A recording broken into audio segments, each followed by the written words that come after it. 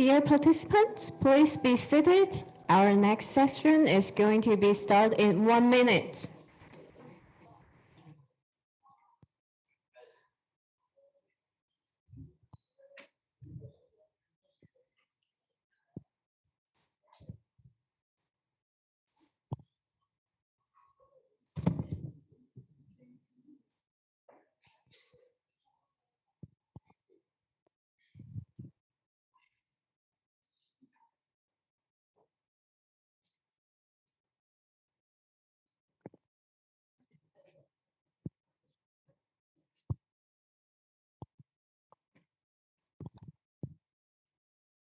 Welcome back, everyone.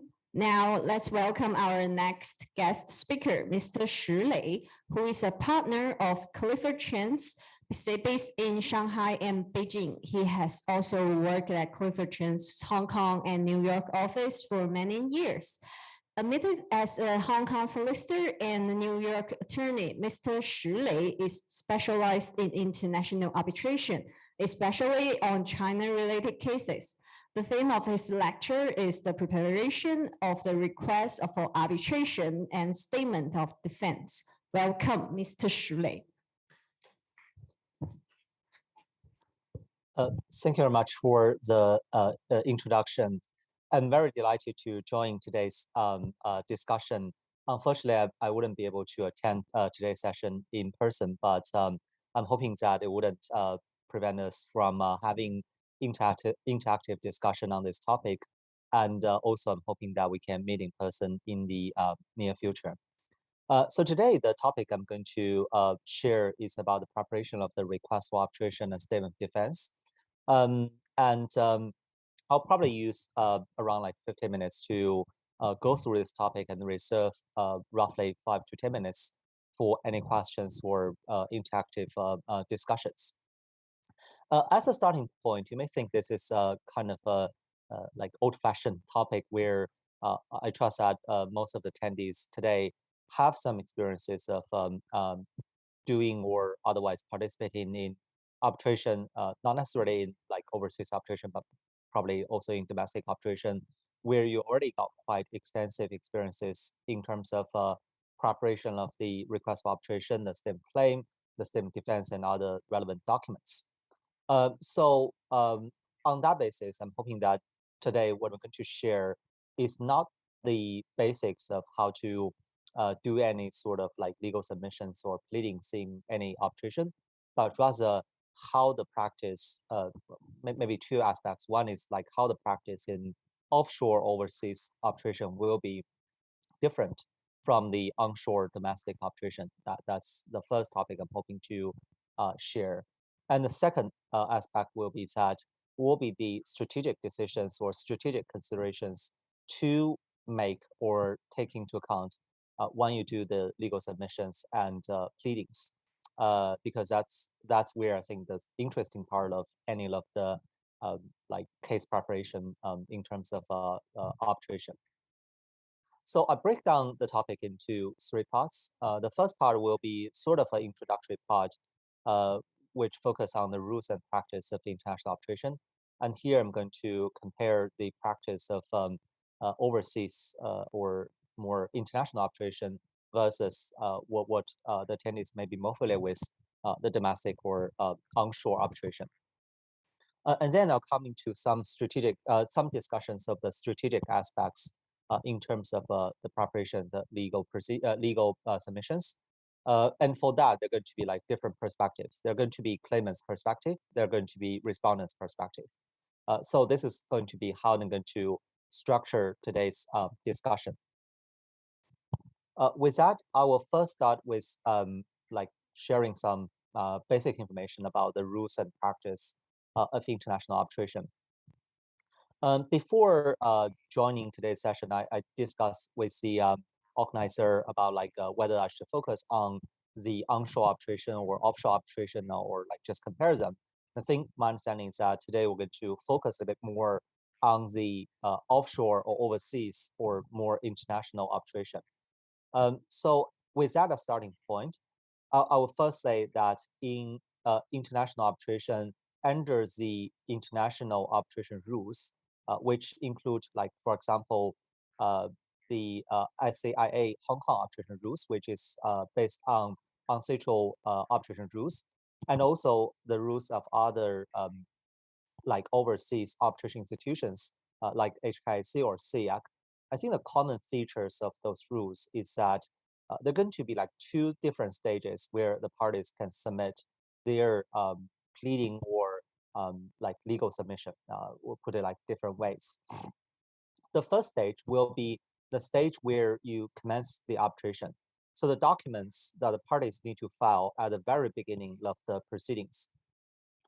These include from the claimant side, notice of arbitration, and in some institutions or under some rules, it will be called request for arbitration. So this is kind of the originating documents for the purpose of starting an arbitration proceeding. And in response to that, the respondent need to file a kind of responsive documents, which is sometimes called response to notice of arbitration, or in some like institutions or uncertain rules, we would call like answer to the notice of arbitration or answer to the request for arbitration. So what will be the purpose for this first round of documents? First of all, as like it's like clear from the timing of those documents, it's for the purpose of commencing arbitration and like just starting the procedure to go ahead. And the second major purpose for those documents is really to deal with some of the preliminary procedure issues in the proceedings. As we'll see in the next slide, there are going to be several procedure aspects of the case where the parties need to give their opinions and thoughts and comments on, where the institution or the appointing authority need to take into consideration when they decide on those procedure issues or like select the tribunal for the parties. And the last, but usually I would say the least, will be the brief introduction of the case.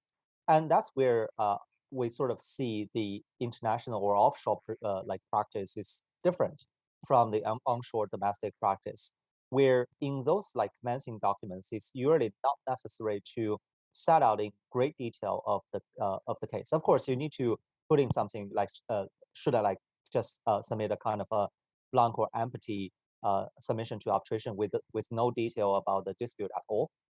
But it doesn't have to be a very extensive account of the disputes or the legal basis or the evidence relating to the disputes. So for that purpose, it's just kind of the least one among the three purposes for those like commencing documents.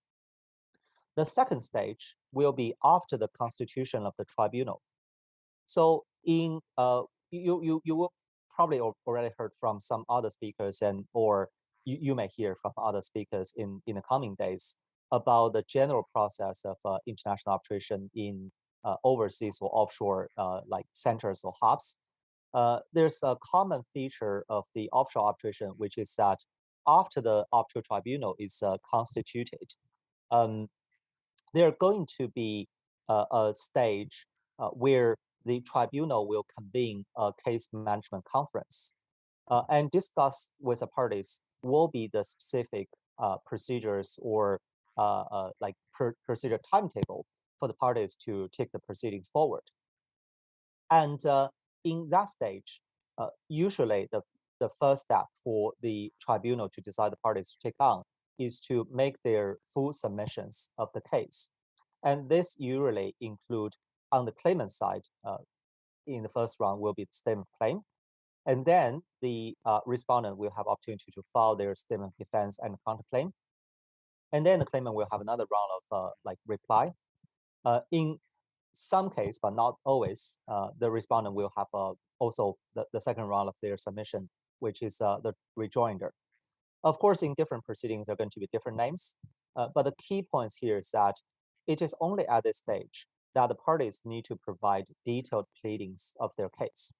So at this stage, you cannot just like make very high-level, brief description of your disputes, but now you need to fully and in great detail to elaborate what's the factual allegations you want to make, what's the legal basis of your claim, and most of the time you need to exhibit most, if not all, of the evidence you're going to rely on.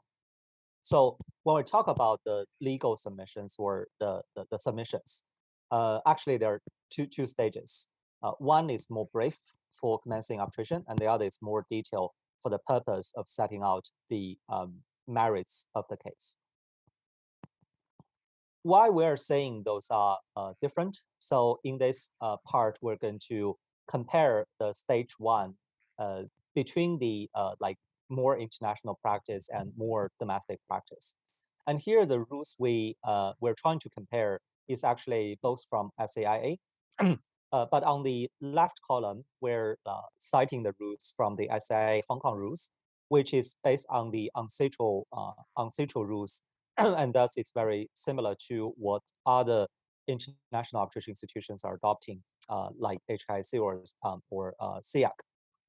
And on the right column is going to be based on the SAI rules, which is the more domestic practice. So similar to other onshore domestic arbitration institutions.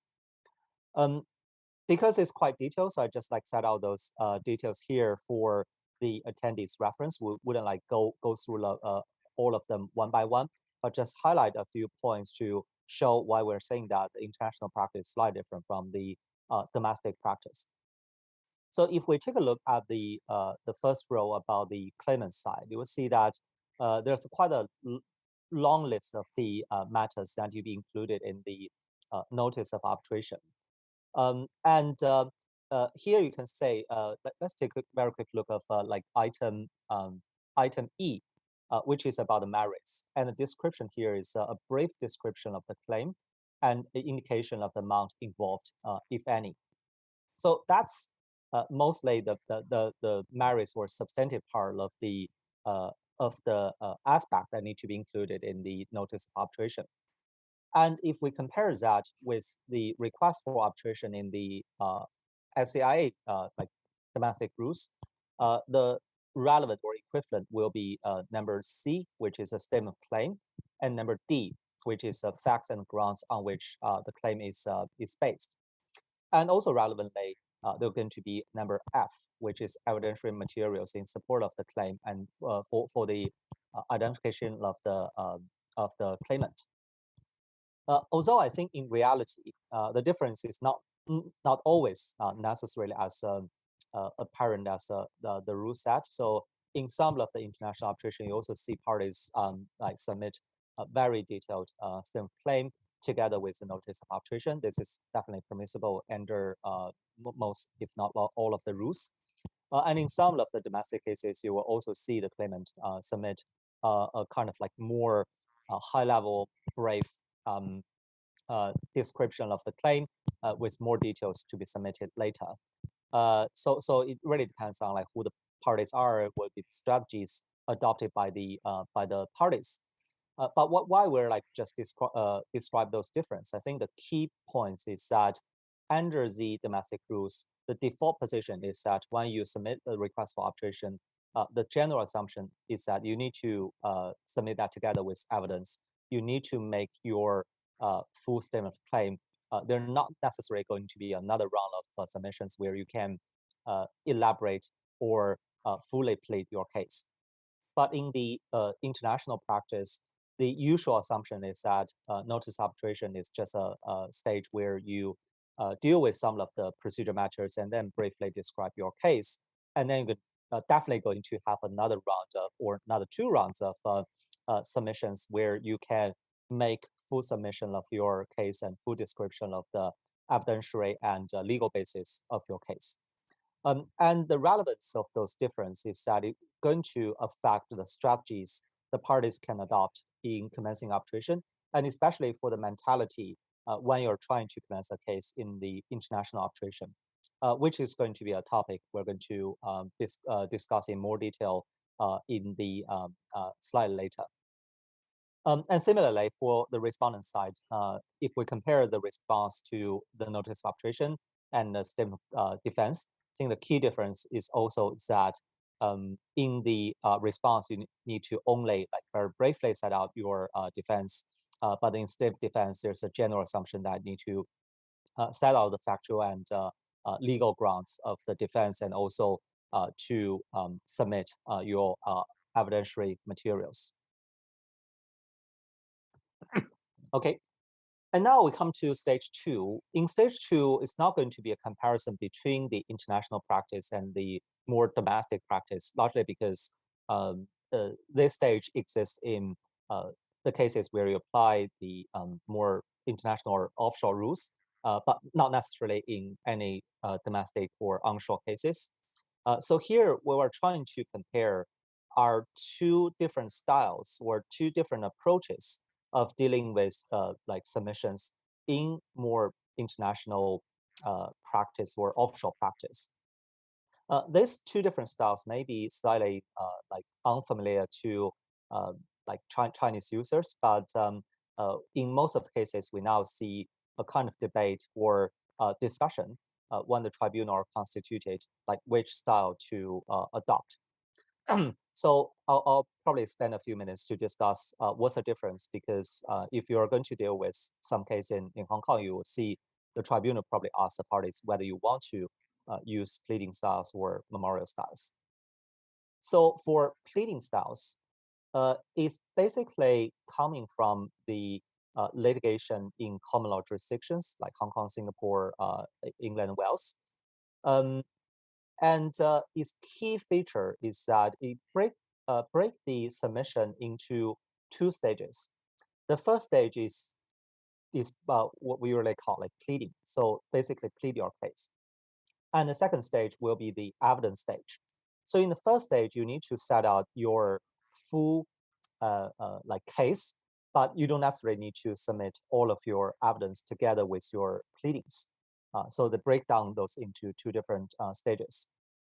And the memorial stage style is, I wouldn't say like coming from the civil law jurisdiction litigation, but has more influence from the civil law. And the key feature of that is that it mingles the stage of pleading together with the stage of evidence. So it means that when you file your statement of claim or statement of defense, you shouldn't just like do the submission itself, but it need to come together with all of the evidence.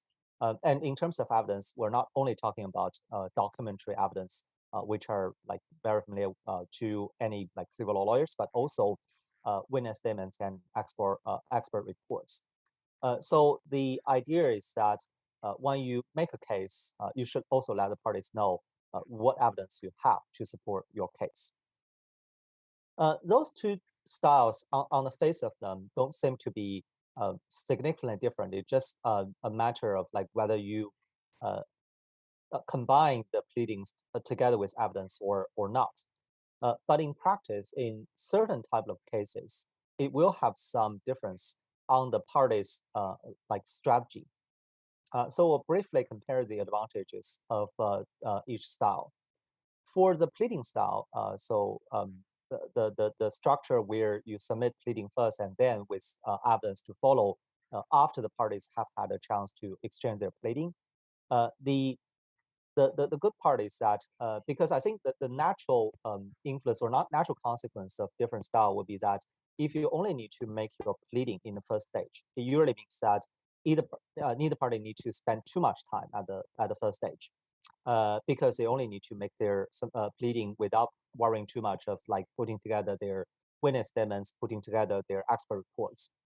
But if you're adopting a memorial style, it usually means that you need to work on several documents at the same time. And it means that for each of the steps, it's going to take longer time. So just to give some like illustration, if we're adopting like pleading style, so the tribunal's assumption is that you probably only need like 30 days or 45 days to finish each round of the pleading. And maybe for the second round pleading, it's going to be a short period of time. But if you're going to adopt the memorial style, because you need to submit your pleading together with the witness statements and expert reports, the general assumption is that both parties need to have a little bit more time for each round of their submissions. So usually for each round of submission, you're going to have need to spend 2 to 3 months. So with that, the advantage of a pleading style is that you can probably identify the disputed area faster, because each round of the submission is going to take like slightly shorter period of time. The second point is that you're going to narrow the scope of witness statements and expert reports. because the party is going to exchange either for one round or two rounds of their pleadings first, and then you can know like where the parties have agreements on the facts or legal basis, and where they have differences. And when they come to the second stage, where they are preparing the witness statements and expert reports, they know where are the dispute area and what the parties can focus on. And this also means that potentially this can save cost at early stage because in the initial rounds you don't need to spend cost on preparing the witness statements and expert reports. It means that you can save costs early, and this is particularly relevant when the party's actual commercial objective is to use the arbitration to push for settlement discussions rather than with objective to take the whole case to the end. Because especially from the claimant perspective, if they only need to prepare their pleading and then after the pleading stage, but when both parties have their case on the table, they're ready to negotiate some settlement with the other party. Uh, they can save the cost of preparing the witness statements and expert reports. So it has some cost saving effect. And potentially this is also going to have wider impact on the discovery. I trust that going to be another session where another speaker are going to discuss discovery in international arbitration. This is another quite special feature of offshore arbitration as compared with onshore arbitration, which is a process where one party can request the other party to produce documents in the other party's possession, even if those documents are against the requested party's interest. So if with pleading style, parties set out their current case without producing their full evidence, which means that there's going to be more uncertainty on what evidence are available, and potentially that's going to allow both parties to ask more documents from the other side. And the advantage of the memorial style, in contrast, is actually to the opposite, because you're going to have a full elaboration of the case from both parties at the early stage. And apparently, the benefits of that will be that it will enable the tribunal to get a reasonably complete picture at the early stage. And especially for the tribunal, which are willing to take a more proactive role in managing the case, they will know the case better. Because if you only have pleading without full evidence, then it's possible that some parties will just make a bluff, make some bare assertion, which is not supported by any evidence at all. But if the parties have to submit their pleading together with supporting evidence, then they will need to be more careful, and the tribunal can understand which part of the pleading is a bare assertion, which are potentially supported by evidence. So they have a better understanding of how the case looks like. And relevant to that, it will also enable the tribunal to make more focused decision on discovery, because they will know which part of the pleading or assertions in the pleading are not supported by evidence at all, and then to better assess which of the document requests are probably fish expedition and should be rejected. This is from the tribunal's perspective. And from the parties' perspective, because in the early rounds, they can have a better understanding not only of the other party's position or assertion, but also can see the full account of the other party's evidence. You will see the witness statements, you'll see the expert reports. You will enable both parties to assess the strengths of the respective case better, and also means that it will give both parties an incentive to seriously consider which part of their case is not really supported by any evidence at all, and then to drop some of those pure frivolous claims, which may help to focus the dispute better. And with that, it means that the parties can also know each other's case better, not only case, but actually also about the evidence better, which means that there's a higher chance to encourage parties to settle the case earlier. Again, I think this is just pure, largely abstract summary of the advantages of pleading style versus memorial style. But in reality, I think each party have its own strategic position. So in some cases where, for example, the respondents simply want the claimants to spend more money at early stage, then they may push for memorial style. If they think that the claimant is just make a bluff on certain things and want to bet on that the claimant doesn't have any evidence at all, they may want to bet for the memorial styles. In the contract, if someone, especially the claimant, want to see how the defense look like without like spending too much on predict or preempt what the defense might be, and then prepare all of the evidence on that basis, then the claimant may push for a pleading style instead. So it's all involves like strategic case by case decision on which may suit better for each party's interest. And when the tribunal make those decisions, I would say my experience is that most of the time the decision on whether to adopt pleading style or memorial style depends on the legal tradition from which the arbitrator, especially the presiding arbitrator, come from. If we're seeing a more civil law style arbitrator, it's more likely memorial style. If we see a more arbitration practitioner, see more memorial style.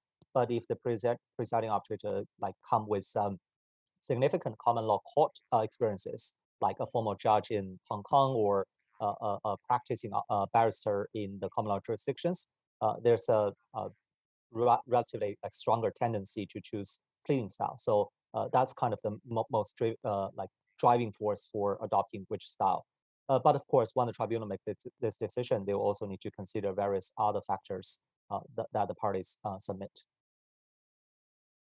Okay, with those background, then we will coming to discuss the strategic decisions or considerations for each side when preparing their originating documents. Here, I think I'll probably focus a bit more on the actually originating documents, the request or notice of arbitration versus the response and answer, rather than the substantive stem claim or stem defense, because for that part, although in international or offshore arbitration, it comes slightly later. It comes together with witness statements, expert reports. That's different, but because I think that will be addressed by some other speakers in more detail when they talk about the evidentiary rules in international arbitration. So I wouldn't like go into too much detail on that, but rather I will focus on when commencing arbitration or like receiving a commencement of arbitration from the other side. What strategic decisions the parties counsel or the parties need to make, and how those decisions should be make, and what factors need to be accounting. So from the claimant's perspective, I wouldn't say it's every single question is relevant to every case, but those are some of the common questions that the claimant often need to think about when they are planning to commence offshore or overseas arbitration. The first question is probably covered a bit when we discuss the arbitration agreement, which is whether to try to negotiate or mediate the dispute before submitting the notice of arbitration. The context of this is usually when the arbitration agreement contain escalation provision, which usually provides that if the parties have a dispute, they need to first try to negotiate the dispute in good faith for 30 days, and only if the disputes cannot be amicably resolved by negotiation within 30 days, then any parties may submit that to arbitration. So usually the starting question is whether the arbitration agreement contain such a escalation clause. If it does contain such a clause, the usual advice you will see most of the lawyers give is to try to follow that. Otherwise, there are going to be some possibility or like some genuine risk that the other party is going to challenge the admissibility of the claim. There has been some recent case in Hong Kong and elsewhere that confirming that it's not a jurisdiction issue, but an admissibility issue. This is a very technical discussion that I wouldn't like go into detail, but the usual consequence will be that if the contract contains such a pre-arbitration negotiation or pre-arbitration mediation clause, but it is not followed, then there's some risk that the tribunal will decide not to take on the case or decide to stay the proceedings pending the like going through the negotiation or mediation. The second question is a negotiation mediation commercially meaningful? This, of course, apply to both the situation where the contracts provides for pre-arbitration negotiation mediation, but also in situations where it doesn't provide for. This seems to be pretty simple, neutral, but I think where the things can be made complicated, where the parties need to make a tough decision on whether to do any negotiation mediation is where any negotiation or mediation, I think that the kind of the risk will be that if you do negotiation mediation, it means that there are going to be a delay in your commencement of the arbitration. And in certain situations, the delay can be risky for the claimant side. And usually, the two typical type of risks you will see. One is that you have some clue or like real worries that the other party is going to dissipate assets. So you want to commence arbitration very quickly, and together with arbitration to apply for interim relief in support of arbitration to prevent the other party from dissipating assets or destroying evidence. Again, and for interim relief, I think it's going to be covered by another session. I wouldn't go into detail, but that's a very important part of like deciding whether to commence arbitration. Another possible scenario where the timing for commencing arbitration is critical is that one, you're facing the expiry of the limitation period. In certain jurisdictions like China, you probably will be able to toll or stay the limitation period by simply issuing a demand letter. But in some jurisdictions, I think most of the common law jurisdictions, you cannot like do that. You have to commence a formal proceeding to stop the limitation period. So if you're having I think an extreme example I have like personally experienced is that the contracts provides that the parties need to negotiate for 3 months before any party can commence arbitration. But apparently the limitation period are going to expire in 1 month's time. Then we need to make a very difficult decision whether to commence the arbitration despite the escalation clause for the purpose of making sure that we don't miss the limitation period, or we take some risk of that and trying to comply with the escalation clause. So I think the key point here is that first of all, if there's any possibility, if there's no particularly good reason not to comply with escalation clause, try to do that. I think that's a safe way to avoid distraction on the procedure. But if there are compelling reasons, either for limitation period or either for worry for dissipation assets, then sometimes need to make strategic or practical decision to take the risk of not complying with escalation clause to save kind of the bigger risk of on the other side. And this probably also linked to another aspect which has been usually discussed is whether to include escalation provision in your arbitration agreement. My own view is that, of course, there are some benefits of having that, especially if you think you're more likely to be on the respondent side, because that's going to give you more time. That's going to have some prospect of like cooling down the other party. But if you think you're more likely to be on the claimant side, then such a escalation clause most of the time will be a restriction on you rather than really helpful. Because if the parties have any chance to negotiate, they can always negotiate even without that provision. But with that provision, they simply make it more difficult for you to commence arbitration if you think when a dispute arises, that's the right thing to do. The second point is how to serve on the respondent.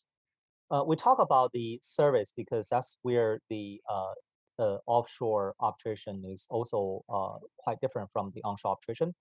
We know for most of the onshore arbitration, the responsibility for serving documents on the other side is on the institution. So claimant only need to provide the address or contact information of the respondent rather than worrying too much about the service itself. But for most of the offshore arbitrations, the responsibility is on the claimant itself. So you need to deal with the service yourself. And a very common situation now, especially when the claimant has a straightforward case, the respondent simply saying they have no defense, is that the respondent will adopt evasive strategy or delay tactics by simply trying not to take service or change address, etc. And in that situation, what the claimant should do, uh, I think there's no perfect answer, but usually I think the key points is that if the contract or if the contract usually contain a notice provision, providing that like delivery to certain address or certain email box will be satisfactory service. If the contract has anything like that, just do what the contract provides for. Because that's kind of the basic thing that claimants need to do to be able to later argue that the service is proper. But usually, if those service doesn't actually get the documents into the respondent's hand, and especially when the respondent doesn't engage, we would usually advise the claimant to take some steps further, try to find out whether they can find any other contact information of the respondent.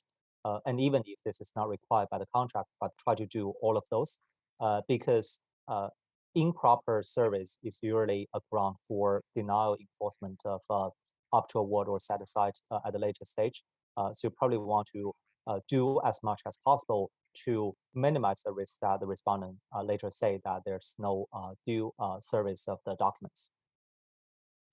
The third question is what to do if the arbitration agreement is defective. I know that when I talk about the arbitration agreement earlier on, and there are like different ways that the arbitration agreement may be defective. I think the key here, the key takeaway message or the key message I want to say here is that even when the arbitration agreement is defective, then the claimant usually face a decision on either to take a position that arbitration agreement even though defective is still valid. So you just follow the arbitration agreement, or you take the position that is likely to be challenged by the respondent. So just assume that the arbitration agreement is invalid, and on that basis to commence legal proceedings in the competent court. And usually this is not going to be again not going to be an easy strategic decision. Probably need to think about whether the court is going to be favorable to your case, whether the other party is going to raise jurisdiction challenge because of the existence of the invalid arbitration clause. But sometimes what we see the parties will do is to try to commence arbitration first and then wait to see what strategy is going to be adopted by the respondent. The respondent may simply just submit to the jurisdiction of the arbitral tribunal, and that submission itself sometimes can, to some extent, of course, so far as they don't raise a jurisdictional challenge, can cure the defect of the arbitration clause. So just the fact that I think the decision needs to be again made by case-by-case basis. The next two questions are together. I think just linking back to the points we made earlier, which is that in offshore arbitration, when you commence arbitration, you don't need to include all of the details and all of the evidence together with the request or notice of arbitration. There's just one caveat, which is that under most of the rules, it's permissible for the claimant to say that I want to treat my notice of arbitration as the stem claim. This is usually for the purpose of avoiding delay or trying to speeding up the arbitration proceedings. Because if you say my notice of arbitration just will serve as stem claim, so that you don't need to leave another 1 month or 2 months for me to submit, so that I can shorten the arbitration proceedings. But my own experience is this: unless you want to send a very full stamp claim for the purpose to showing the other party that you have a very strong case, you will push very hard. If that's not the case, then the normally advisable practice will still be to just submit a notice of arbitration with just reasonably necessary information, with stamp claim to come later. There are two reasons for that. The first reason is the more you prepare for the notice of arbitration, it means that it will take more time for you to commence arbitration. And especially in cases where you want to speed up, you want to move quickly, you probably don't want to delay the commencement of arbitration itself. So it's not really necessary to include all the details for that purpose. And the second point is this. Even if you don't include all the details that should be included in the same claim in the notice of arbitration, it doesn't mean that you have to waste another 1 or 2 months at a later stage. We all know that after the notice of arbitration are filed, the other party will have their time to file their response, and they're going to be another 1 month or even longer for the tribunal to be constituted. So the claimants who want to speed up the things can always do is to file the notice of arbitration first, and then when the other party prepare their response to notice of arbitration, and during the process of constitution of the tribunal, they can use that like time window to prepare their stamp claim and file that as quickly as the tribunal is constituted. Then you still don't waste up your time and can still use that to speed up the arbitration proceedings. So this is again going to be a strategic decision to be made. Relevantly, whether you need to submit all of your evidence together with notice of arbitration, I think for similar reasons, I would say probably no. Most of the time, you see parties just submit the underlying contracts with some really critical key evidence together with that. The purpose is really that to allow you to have more time to think about from the overall perspective, which evidence are going to be more useful or not. And sometimes you probably want to see the other party's response before you put all of your cards on the table. The last question from the claimant side is whether to plead alternative reliefs.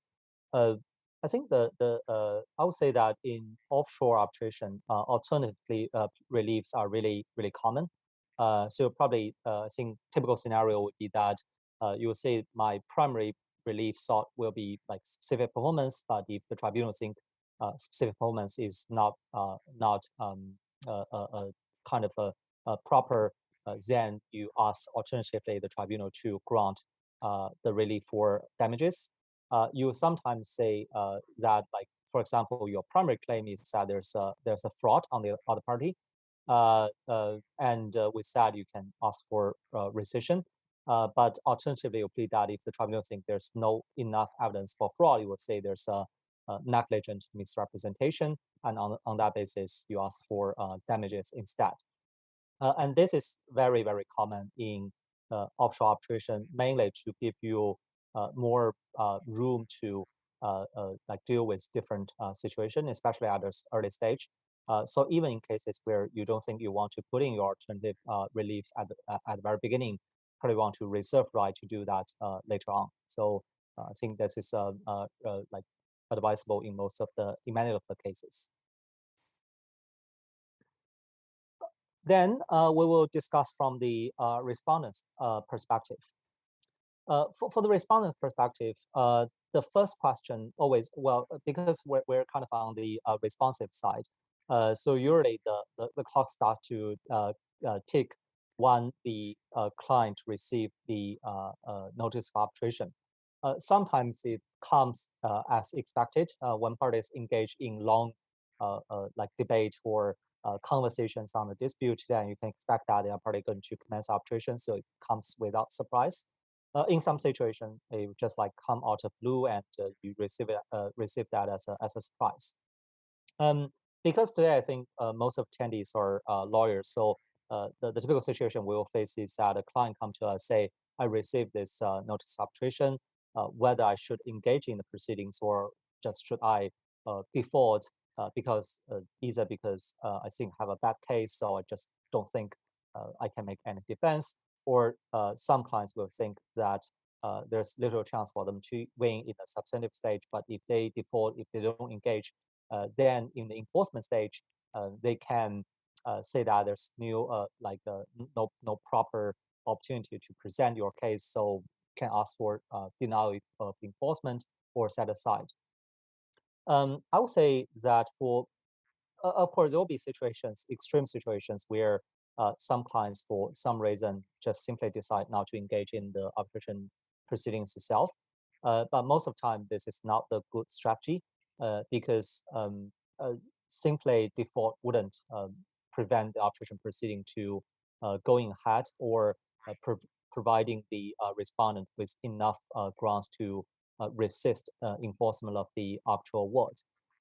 So most of the time, the advisable approach will be to engage in arbitration, try to make the best defense you have, and sometimes we tell client that this is also about getting more bargaining chips in the settlement negotiation. Even if you have a bad case, you can negotiate something better than the final word.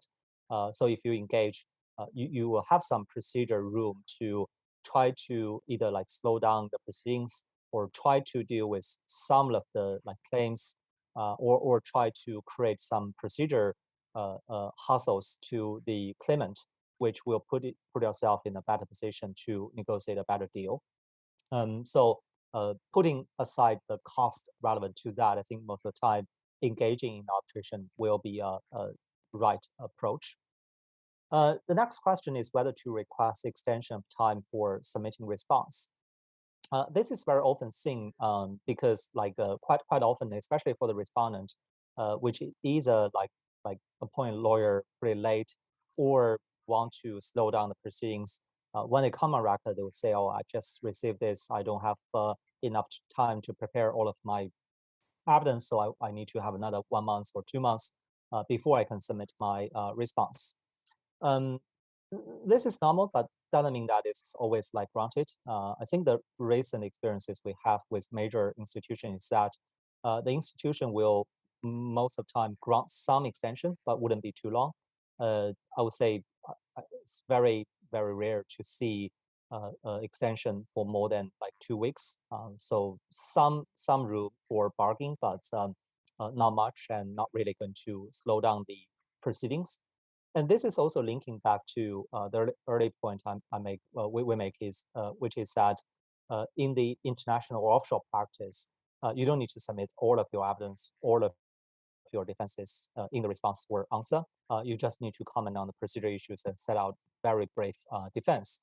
So the institution usually take the view that like you don't have enough time to prepare your case is not really excuse, and it's not really a point to delay the constitution of the tribunal because you can always prepare your substantive case later on. And the question we're often asked is if for the respondent side, we simply want this to slow down because we want to get ourselves more time to prepare our case, or we want to give ourselves more time so that we can negotiate with the other party, whether we should ask for longer extension. I think the trick is here. I think the general trend in international arbitration is not to tolerate any delay tactic. Of course, I think arbitration has its own constraint, which is that the tribunal needs to make sure that parties have like reasonable opportunity to present their case. So even if some parties delaying or some parties defaulting, the tribunal will always give you some opportunity to respond. But for any party who want the case to move slowly, I think one token to take is that if you make it that very apparent from the very beginning, then you are most likely to get pretty limited extension because the tribunal will understand that you're just delaying for delay purpose. The other side will know that, and then it will push very hard on any step where you try to slow down the steps. But if you don't just appear to be like adopting delay tactics, then there will be more room for you to ask for reasonable extension. And at the end of the day, you probably get kind of a longer time than you're adopting the first strategy. So this is where some like strategic thinking of how you try to appear to be as reasonable as possible, even if your objective is to like reasonably slow down the proceedings. The next question is overlapping with what Weina has just discussed, which is whether to raise jurisdictional challenge at this stage. I think Weina has largely covered that, but I think just 2 points I want to make I want to raise here. The first is like if you have a like jurisdictional challenge, whether you plead a substantive defense in your response. Um, Again, there's no like one fit all answer. It depends on the case. It depends on actually whether you really have a substantive defense, and also whether you want to put all of your cards on the table before you have a chance to think further. But I would say the benefits of also pleading substantive defense is to first of all show to the party that you have very strong case. You have not only jurisdictional defense, but you also have substantive defense. This is helpful, especially when you're just defending for the purpose of negotiating. And the second point is that it shows clearly to the tribunal that you're not just like raising jurisdictional challenge for delaying. You have substantive case, but you think that making jurisdictional arguments are the right thing to do at the stage. And this will also link to the second part of this question, which is to whether to request for bifurcation. Bifurcation may be a term which is not familiar to everyone. It basically means that to break down the proceedings into two stages. Of course, it's simplification of this. It can be like break into several different stages. So in offshore arbitration, because especially because for dealing with the merits of the case, sometimes it's just very costly. So the tribunal has wide discretion to decide whether to deal with certain issues first before dealing with other issues. And typical situation where you have bifurcation is where the tribunal decide to deal with liability first and then deal with damages. So decide who is liable to the, for example, in construction, who is liable for the delay, and then decide like how much damages should be granted for delay. And in the context of jurisdiction, it means that the tribunal deal with jurisdiction issue first before they deal with any of the substantive issue. I think people doing some of the like domestic cases may think this is natural, like the tribunal automatically need to deal with jurisdictional issue first before they deal with other issues. But my experience is that in overseas arbitration, this is not automatic. It's not necessary because the tribunal will have like take more factors into consideration before they're deciding whether dealing with like jurisdiction issue first will really save the cost and time for both parties. If they think the jurisdictional challenge is like overlapping strongly with the substantive defense, then they probably think that bifurcation is not necessary. One typical example is that if the respondent simply challenge the authenticity of the whole contract, this is apparently a basis for challenging jurisdiction, but that's also a basis to challenging any substantive case. But because for both part of the case, the issue is the same, whether the document is real, then the tribunal may think that there's no point to bifurcate. There'll also be situation if tribunals think that the jurisdictional challenge is just very weak, although they cannot just simply say that at the early stage. But if they think this delay tactic, they probably don't want to delay the whole proceedings by dealing with jurisdictional issue first. And sometimes there'll be like alternatives. For example, the tribunal will say, we'll continue to deal with the rest of the case, but in the meantime, we will decide on the jurisdiction in parallel.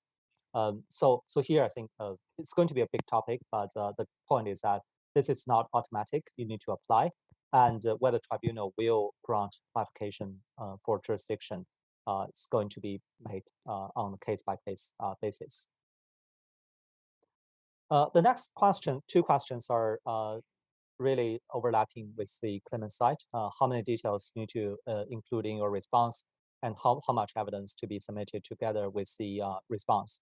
I think the consideration are similar, but from the respondent side, unless you have a very strong defense, I think most of the respondents will choose to just have a pretty brief defense and wait until the claimant to fully plead their case and then decide how to defend. So it's more common for the respondent to adopt this approach.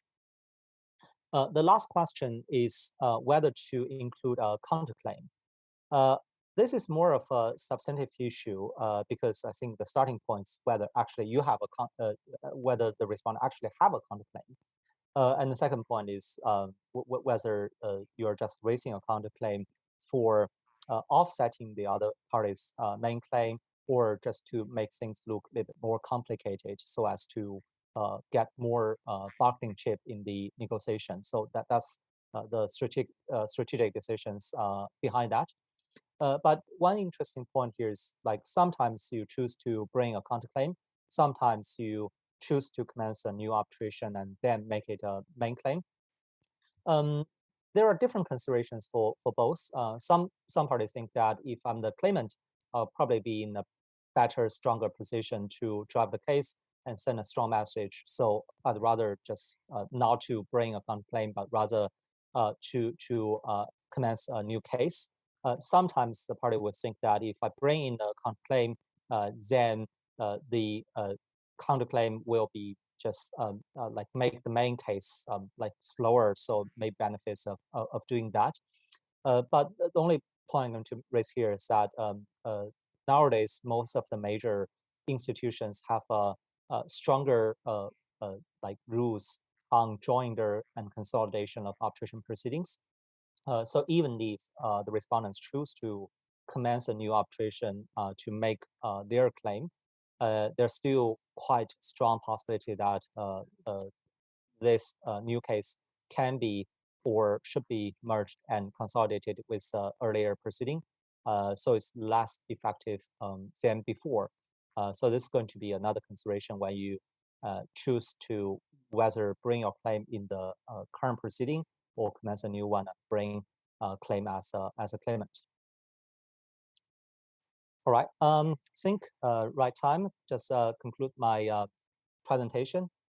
If there's any question, I'm happy to answer now, or if you prefer to discuss offline, I'm also very glad to do so. Thank you.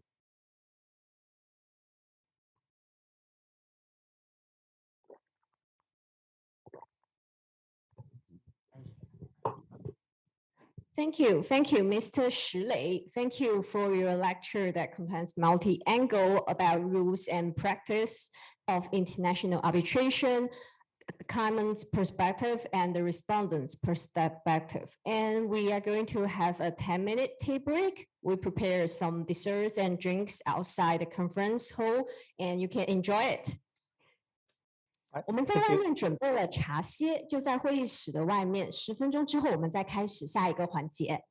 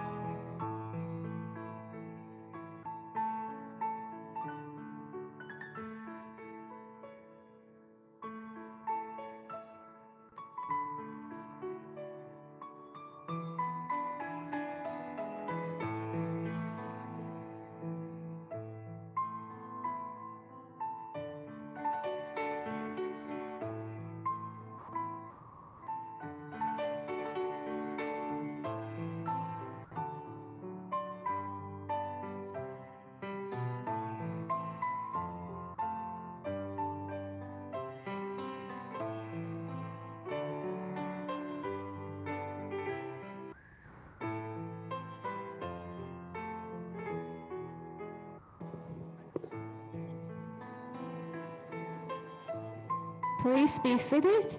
Our next section is about to start in 1 minute.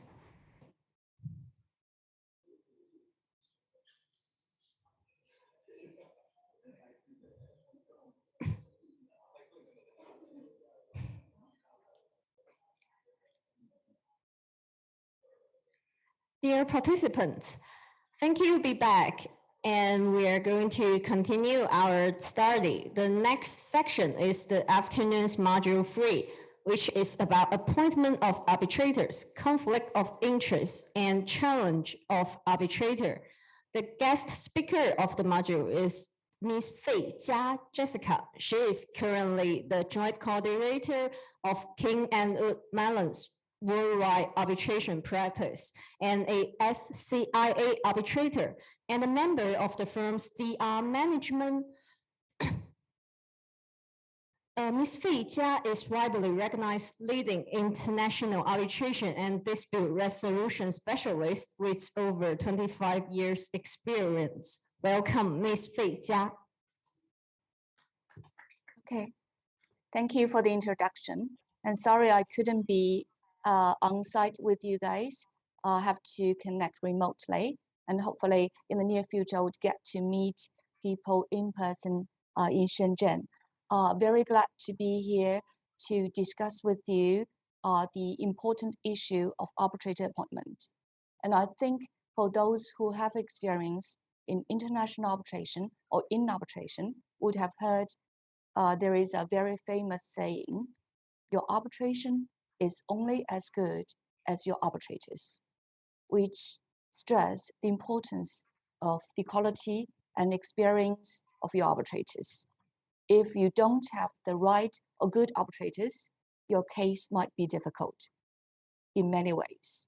So I'm glad to share with you on discussion about arbitrator appointment and conflict of interest and challenges of arbitrators. First, when it comes to appointment of arbitrators, or I think the very first time you would consider about arbitrator is when parties are drafting the arbitration clause in the transactional document in a contract, for example. Then you need to decide, do I want one arbitrator or a panel of 3? So normally the practice is either one arbitrator or 3 arbitrators for the arbitral tribunal. But what's the difference? Should I always go with 3? As most of the arbitration institutions in China, the default rule is 3 arbitrators. Or should I always consider 1 arbitrator?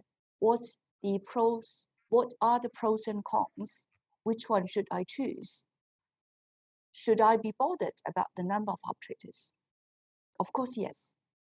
To start with, normally we do see, in most cases, we have 1 arbitrator or 3 arbitrators for the tribunal. But just to let you know, there are also other cases where there might be multiple arbitrators than 3. For example, there have been cases where parties are provided for 5 arbitrators, and those are also fine because in arbitration, parties' autonomy is key. So if parties agree to deviate from the arbitration rules, normally such a provision shall be followed by the institution. And to consider what are the factors to consider the number of arbitrators to be chosen for your tribunal? First, I think you would consider what the potential disputes would likely be arising from this particular contract between these parties. So the nature of the disputes, would it be quite significant and complex? Complexity is an issue because you probably don't want to choose a sole arbitrator for a very complex case. And also whether your party would like to have the right to appoint one of the arbitrators or leave it to the institution. If it is sole arbitrator, one arbitrator, you won't get the right to appoint or to nominate your own arbitrator. So if you think the right to nominate party-appointed arbitrator is key, then you should opt for a member, the panel of 3 for the arbitration clause. And of course, the other element would be, other than complexity, the potential amount in dispute is also an important element. As we are going to discuss further, many of the institutional rules have provided for expedited summary, expedited procedure. For example, SCIA has the expedited procedure, which actually depends on the amount of dispute. And of course, unlike in most Chinese arbitration institution practice, in overseas arbitration practice, most of the arbitration costs are not determined by the amount in dispute, but the number of arbitrators would have an important role to play in arriving at the total cost of arbitration.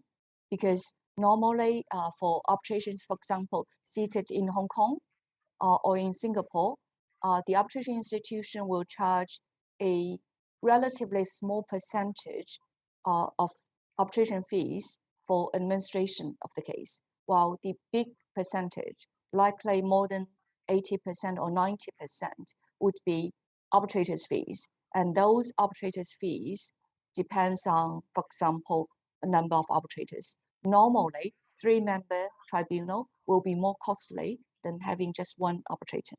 And of course, the other important element to consider is efficiency. If you have 3 arbitrators, the proceeding is unlikely to be very quick because you have to compromise or discuss the availability of the 3 arbitrators. And then after hearing, the 3 arbitrators need to consider and deliberate. While if you have 1 arbitrator, presumably it should be more quickly because he or she only needs to decide everything by himself or herself. So normally 1 arbitrator should be quicker, but not always, of course. But these are the important factors to consider as to number of arbitrators. As I mentioned, most institutional rules, like here SCIA's rules, have default provision as to the number of arbitrators. What do I mean by default? Meaning, absent parties express agreement as to the number of arbitrators, the rules shall decide. And in the case of SCIA, the rules provided that absent party, unless otherwise agreed by the parties, an arbitral tribunal shall be composed of 3 arbitrators. So the default rule is 3 rather than 1. And only when the case is applicable for the expedited procedure under SCIA rules, if the amount in dispute, total amount, does not exceed 3 million RMB, it could be automatically apply the expedited procedure, which demand or which will require a sole arbitrator. Okay, now what if there is conflict between parties' agreement and the provision in the rules? For example, we all know, some of you might have heard of this not too old case of the Noble Resources International versus Good Credit International trade. This case is actually a typical case relating to conflicts between agreement on number of arbitrators. In this case, the contract or the arbitration clause provides for a 3-member tribunal and provided for arbitration under SIAC rules, not Shenzhen, but SIAC, that's the Singapore Center. So it's under SIAC rules and provided for 3-member tribunal and with arbitration seated in Singapore. And the claimant, Noble Resources, commenced SIAC arbitration against Good Credit and applied for expedited procedure under the 2013 SIC rules. The respondent, being good credit, opposed the application of expedited procedure and insisted that 3 arbitrators be appointed pursuant to the arbitration agreement. So here there is conflicts of parties' agreement and the rules. And in the absence of party agreement, the vice chairman of SIC actually appointed a sole arbitrator for the expedited procedure. So SIC approved that the matter should be should apply the expedited procedure. And good credit, the respondent refused to participate in the arbitration. And later, an award was issued in favor of the claimant, Noble Resources, on 26 August 2015. And Noble Resources sought to enforce the award in China before the Shanghai No. 1 Intermediate Court. However, the court, the Shanghai No. 1 Intermediate Court, finally decided that the appointment of the sole arbitrator violated the parties' arbitration agreement, which provides for 3 members. And the court eventually refused to enforce the award and the New York Convention.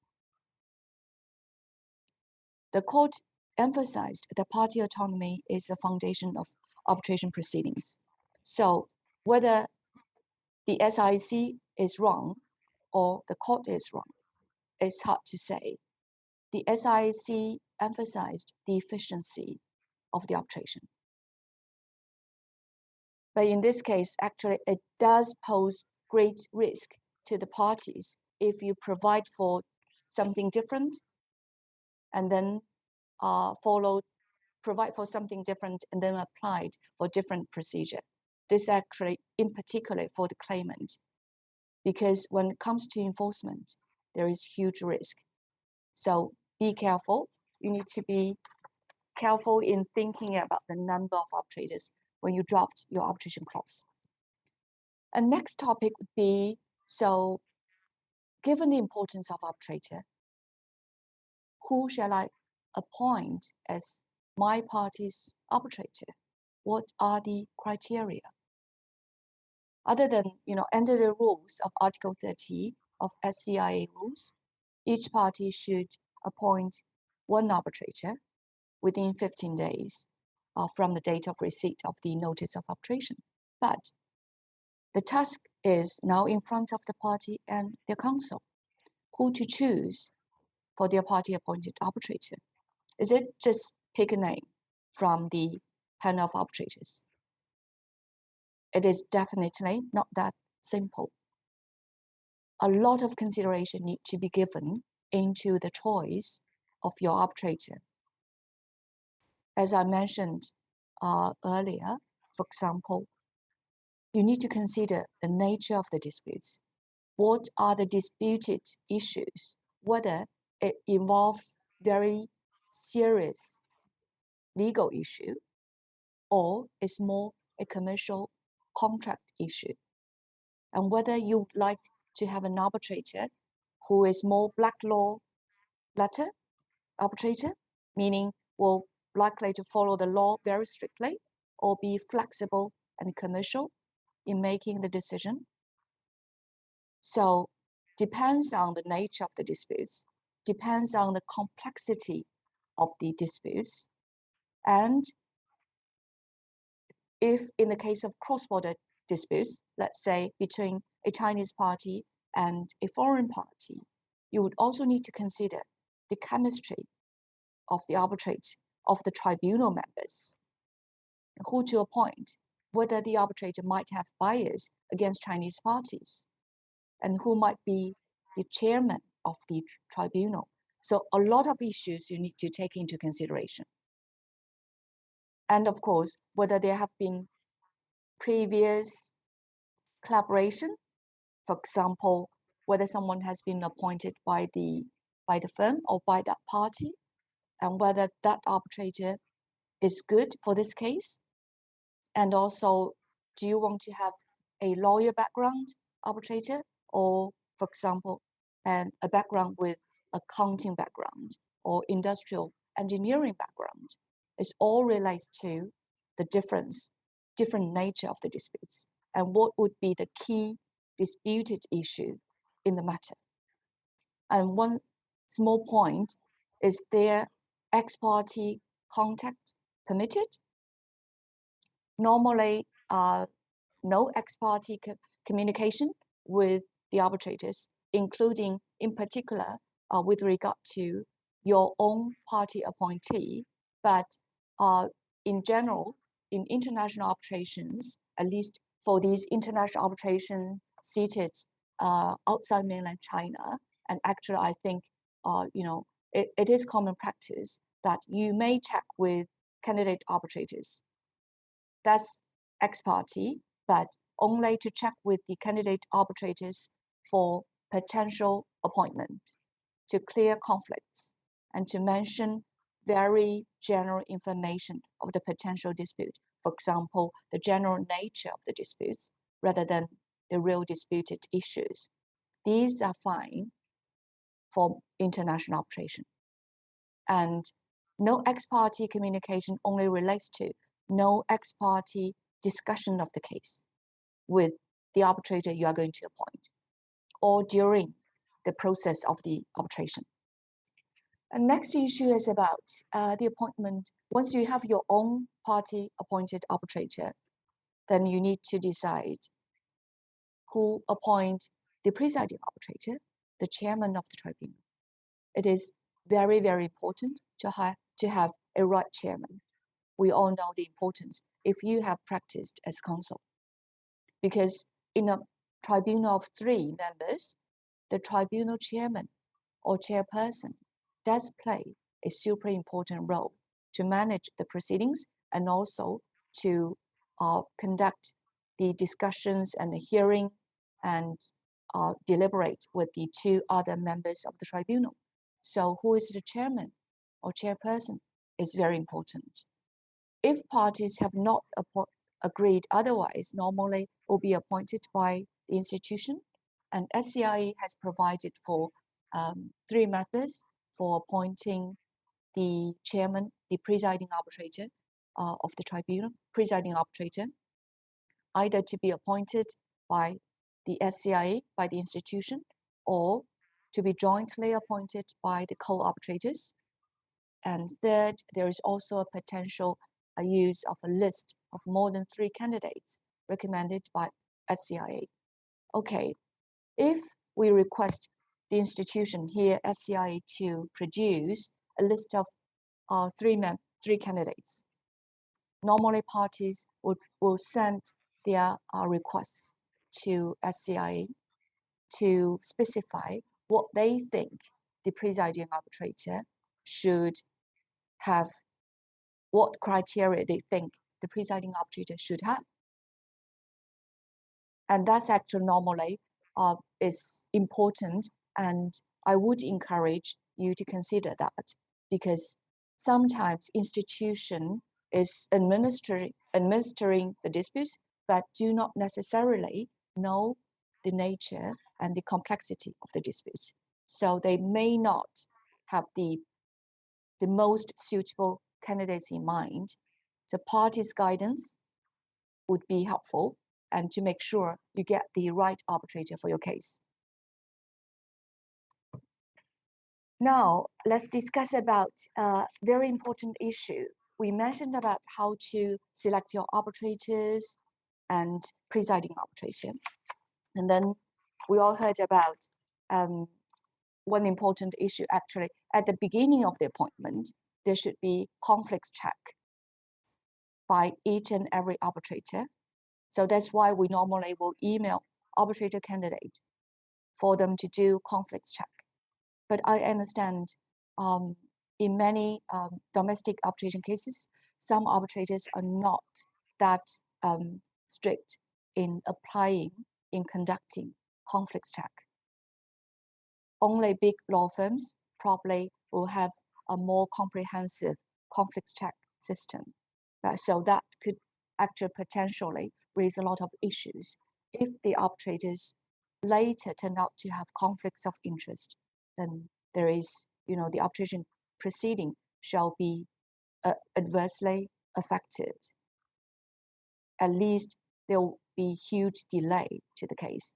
And it would be even worse if only at the end of the arbitration or after you have the award, you found out there was issues of conflicts of interest.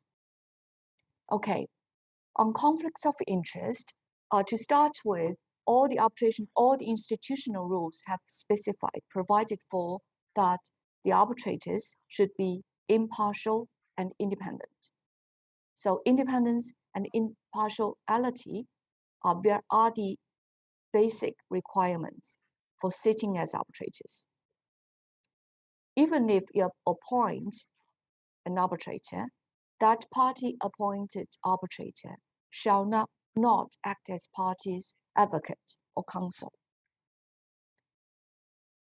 He or she has to remain independent and impartial. But that does not mean the arbitrator should not take care and consider all the arguments of the appointing party. And in particular, I would think that the party-appointed arbitrator should definitely consider carefully of all the arguments presented by the appointing party and make sure all these arguments, issues, and evidence are carefully considered by the tribunal. That's, I think, also the obligation of the party-appointed arbitrator. That does not compromise the independence or impartiality requirements. Let's check. I've listed on the screen the institutional rules from SCIA, SIAC, ICC, HKIC, and LCIA, just for reference. As we can tell, all the institutions would require the arbitrators to be independent and impartial and also make disclosure of potential conflicts. Let's take ICC requirement of disclosure as an example. The rule says disclosure of any facts or circumstances which might be of such a nature as to call into question the arbitrator's independence in the eyes of the parties. So it is here in the eyes of the parties is also very important. It does not just depend on the arbitrator himself or herself, what she or he believes that he or she is independent. Circumstances should be disclosed if it might be viewed as questionable in the eyes of the parties. And most of the institutional rules used justifiable doubts and also some use reasonable doubts. So as long as there is doubts, the requirement is disclose. So that's actually very strict and also ongoing disclosure requirement for arbitrators. When it comes to conflicts of interest and potential disclosure, we have, in international arbitrations, in particular seated outside mainland, we typically would consider or reference the IBA guidelines on conflicts of interest. The guidelines has provided a different, the red list, orange list, and green list. Basically, from the colors, you can tell any circumstances under the red list is likely there is big conflicts and one cannot act as arbitrator. And for orange list, normally you must disclose. And for green list, it's fine not to disclose. Just to give example as to how to explain these different lists. Red list, normally it is red. I think it is easy to tell, no go. For example, if the arbitrator has the arbitrator is a legal representative or employee of the entity that is a party in the arbitration, meaning there is an identity between a party and the arbitrator. No, definitely no, right? And there is also, we say here, a waivable red list. So it is under red list, but some circumstances can be waived by parties in the arbitration. For example, if the arbitrator's law firm had a previous involvement in the case, but it was terminated, and the arbitrator from the law firm, he was not involved in that matter. So the arbitrator should disclose that involvement of his firm, but he was not involved, and then it is up to the parties to decide whether such issue can be waived. Most parties probably would not waive that kind of situation, but only possible, for example, if this arbitrator is actually appointed by the other side, and the appointing party believes this arbitrator is good for this case and doesn't mind the issue of the potential conflicts of previous involvement that can be waived by the parties. And as to orange list, to give you an example, on the screen can see if the arbitrator has, within the past 3 years, served as counsel, meaning lawyer, for one of the parties, or an affiliate of one of the parties, or has previously advised on, or been consulted by the party, or an affiliate of the party, and was making the appointment in an unrelated matter. So here, if the arbitrator has been consulted, but in an unrelated matter, but the arbitrator and the party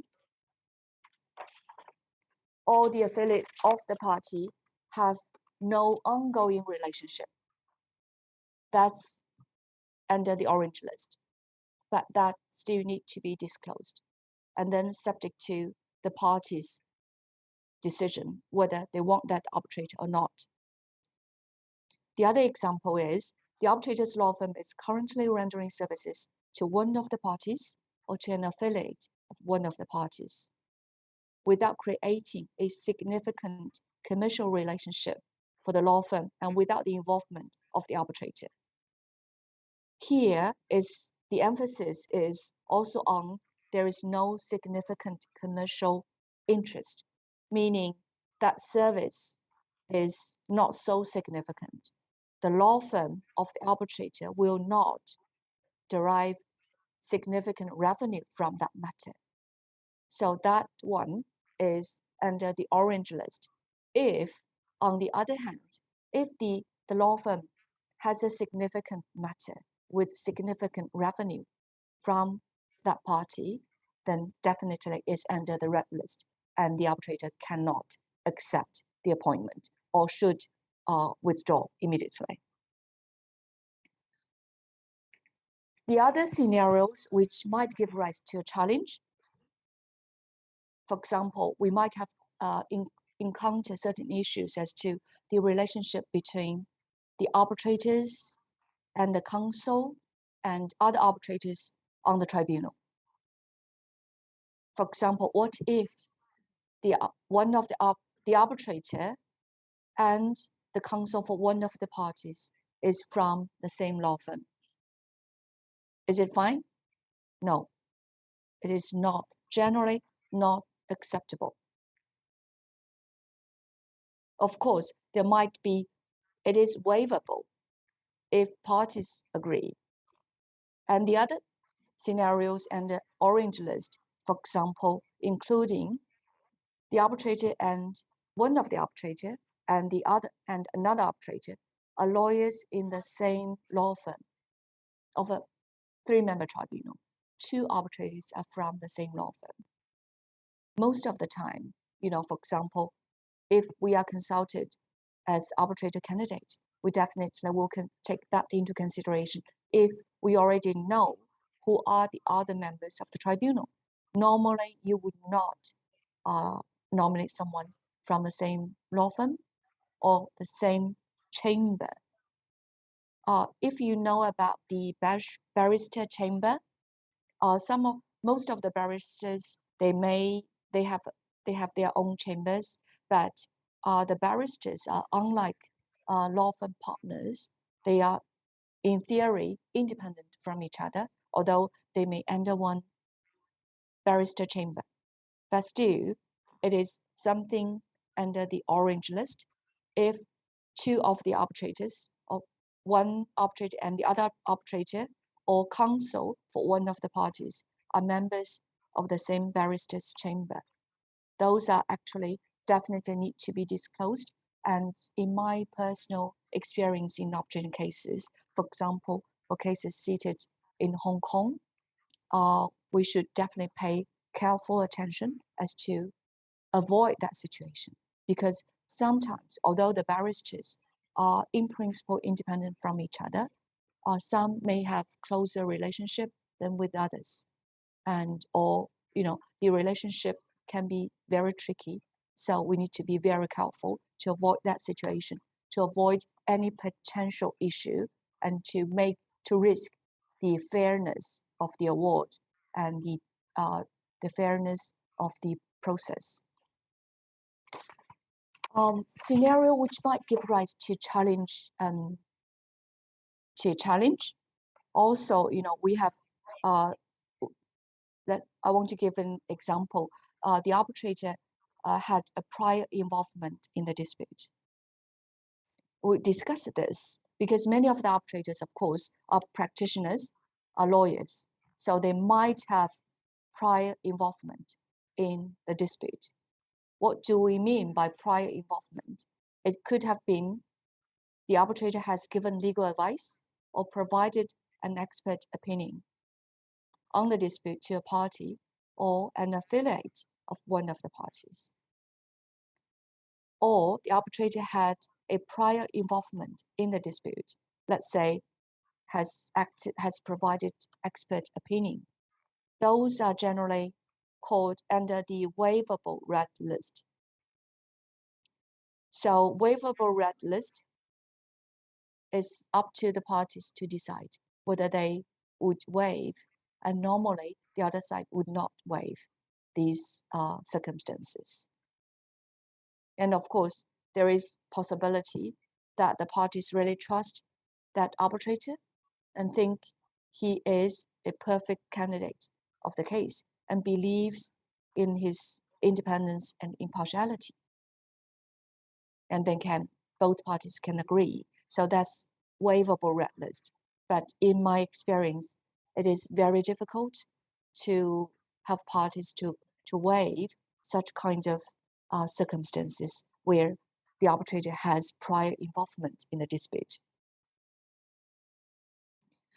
To give you an example of listed on the screen is actually an unsettled arbitration, but for investment, kind of investment arbitration. It's Vito Gallo versus Government of Canada. It is an arbitration, investment arbitration under the terms of NAFTA, and where the arbitrator appointed by the respondent disclosed that he had been retained to provide advisory services to Mexico, another state party to NAFTA, which had a right to participate in the arbitration under the terms of the NAFTA. The Deputy Secretary General of ICSID, being the appointing authority, ICSID was appointing the arbitrator, rejected the challenge on the basis that Mexico had not yet intervened. So the arbitrator was appointed. The arbitrator had earlier provided advice to Mexico. Mexico might have a right to participate, to step in the current proceeding, but Mexico had not yet intervened. However, the ICSID decides the arbitrator, the Secretary General required the arbitrator to choose between remaining as arbitrator in this case or continuing to advise Mexico. Otherwise, there would be a perception of a potential conflict of interest, which would hand over the arbitration.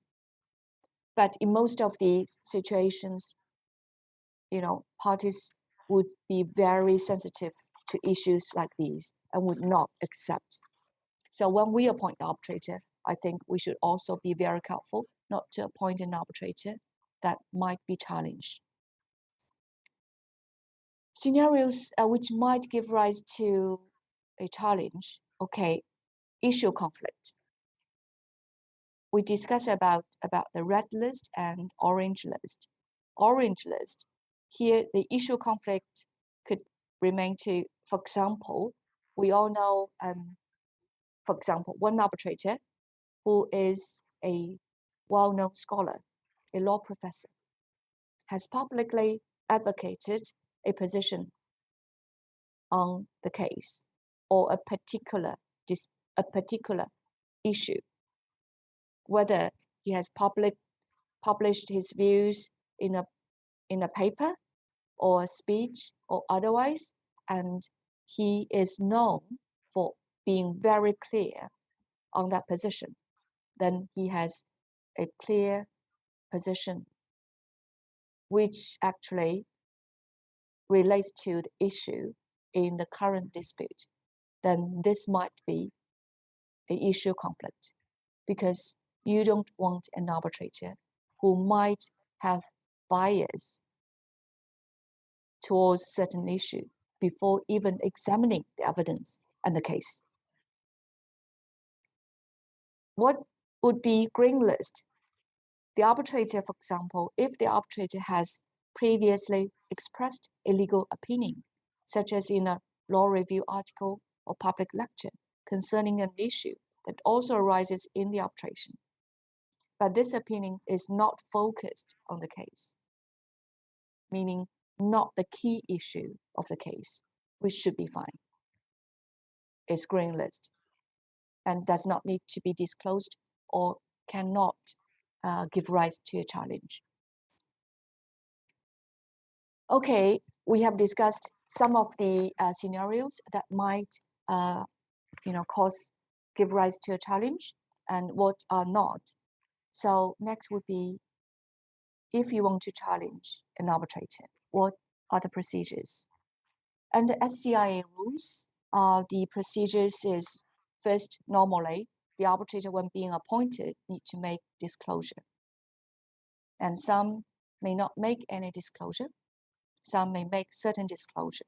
If disclosure is made, and after receiving the written disclosure, the parties need to decide whether they want to challenge that particular arbitrator with the disclosed information.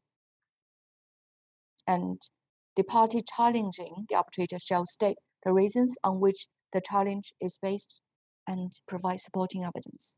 Of course, sometimes supporting evidence might be difficult to gather, and need to promptly communicate the challenge to the other party and all the members of the arbitral tribunal. If there is a challenge filed by one of the parties of an arbitrator, it is up to the challenged arbitrator to decide whether he or she would like to withdraw from the case, even if he or she may not agree with the challenge or may not agree that he or she has real conflicts of interest. And also, if both parties agree to the challenge, meaning both parties agree that they don't want that arbitrator, then the arbitrator shall withdraw. And if the parties have reached no agreement and the arbitrator does not voluntarily withdraw, then the final decision shall be taken by the president of SCIA, meaning by the institution, to make a decision on the challenge.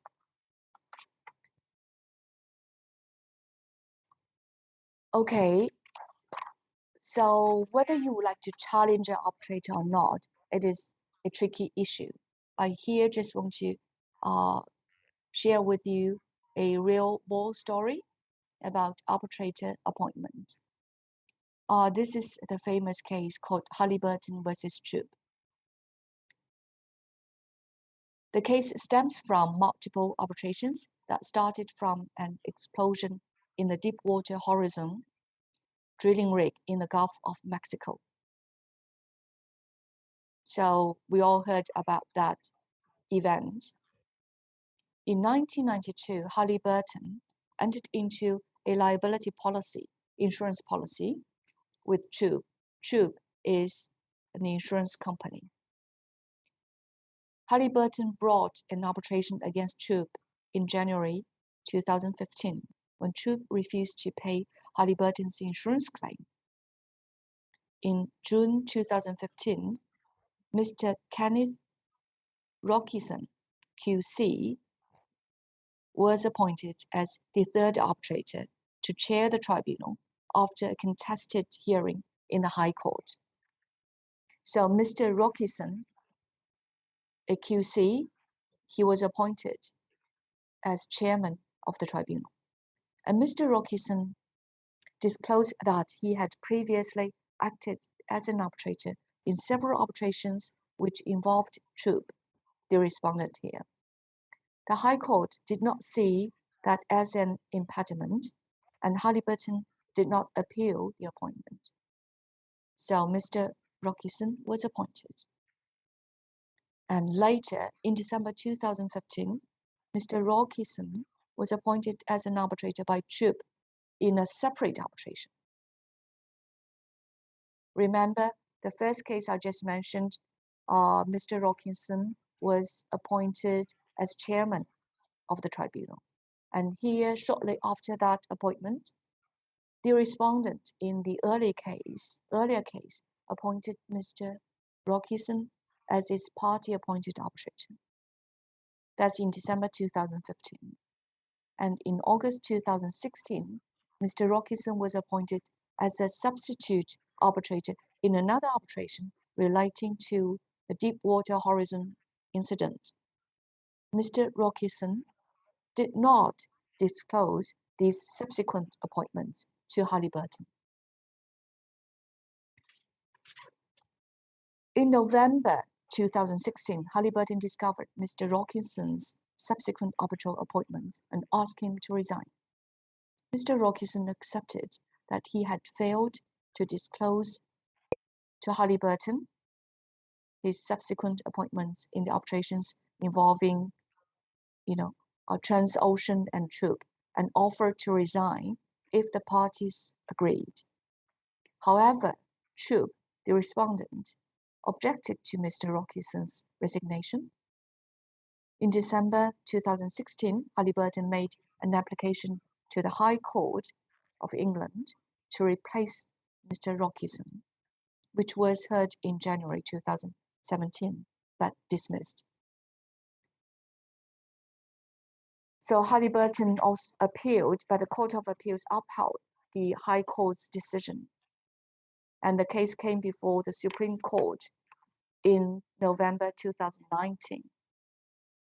So you see, here's a true war story about the arbitrator, whether he should be disqualified for breaching the disclosure obligation.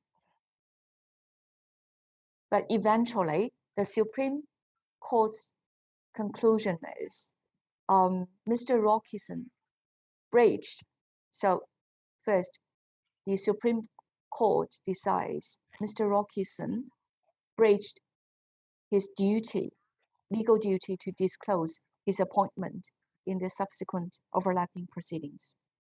However, a fair-minded and informed observer would not infer a real possibility of bias, because the existence and the scope of an arbitrator's duty of disclosure under English law was uncertain at the date of the removal hearing. The time sequence of the arbitrators may explain Mr. Rockison's non-disclosure to Halliburton. Halliburton lawyers did not challenge Mr. Rokinson's statement that there would be no overlapping evidence or submissions, since the following arbitrations would be resolved by way of preliminary issue, and no secret financial benefit received. So the court decides Mr. Rokinson's conduct in response to Halliburton's challenge was courteous, temperate, and fair, showing no bias for inferring unconscious bias. So this is a real war story, although the arbitrator was not removed. But let's just, sit back and give it some thoughts. The drama caused by non-disclosure of arbitrator. The party have to go through various levels of court proceedings to challenge and then failed. And also the arbitrator himself is actually under public review and criticism. So that's not an easy issue for anyone. But of course, if you're representing, advising a party, you definitely don't want your case to be in such situation. And actually, I do feel, have sympathy towards Halliburton. If you know that the other side has repeatedly appointed an arbitrator, and this arbitrator is now sitting as tribunal chair of your case, what do you feel? How could you tell the arbitrator would be definitely fair and there is no bias? So that's a serious issue everyone needs to bear in mind. Given the time, I think I will conclude very quickly. So whether to challenge or not to challenge, that's a very important and serious issue to decide. Of course, only if you see if the party or being counsel have identified serious doubts as to the arbitrator's impartiality or independence. What if the arbitrator has not made any disclosure? And if you find circumstances from public resources, it is possible that you might consider to challenge or seek disclosure, further disclosure of the arbitrator, by the arbitrator. Okay, but in any event, we all know if your challenge to an arbitrator is not successful, then you have to face the same arbitrator being a member of the tribunal. If he's the chair, it is even, you would have even more concern whether the chair would not be so fair towards you, towards the party that has challenged him. Anyway, so that's a serious issue to consider. I want to share some statistics with you, although those statistics published by institutions may not reflect the full picture, but just at least give you some flavor as to the challenges, the number of challenges. Here we have got these numbers from the statistics published by ICC, ITIC, and SCC. SCC is Stockholm Chamber of Commerce. ICC, let's look. ICC in 2020 has a total number of cases 946 and total number of challenges 92. So it's roughly, if we just count simply, it's about 10%. But of course, that may not be true because number of challenges might not be just one in one case. In some extreme cases, I've seen in cases where two of the arbitrators have been challenged or repeated challenge. In one of my cases, actually, the only case I had that I have decided, to challenge the respondent's appointed arbitrator. In that particular case, we have 3 arbitrators being, challenged and removed. So that's very rare, but it does happen sometimes.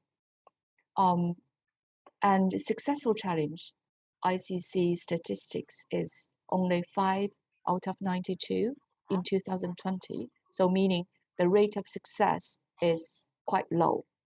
And that's actually quite consistent to see from the statistics. Although the HKIC statistics might not reflect the picture, the full picture, because it's only recorded one challenge of its 483 cases in 2020. One explanation I could consider or guess could be because HKIC has a mechanism to confirm appointment, meaning if one party appoints an arbitrator and the other party has justifiable doubts or have questions to raise about the nominated arbitrator, and HKIC can then decide not to confirm the appointment. If the appointment or the nomination is not confirmed, then there is no he or she will not be appointed to the tribunal. So I guess that possibly have reduced the potential challenges of arbitrators being appointed.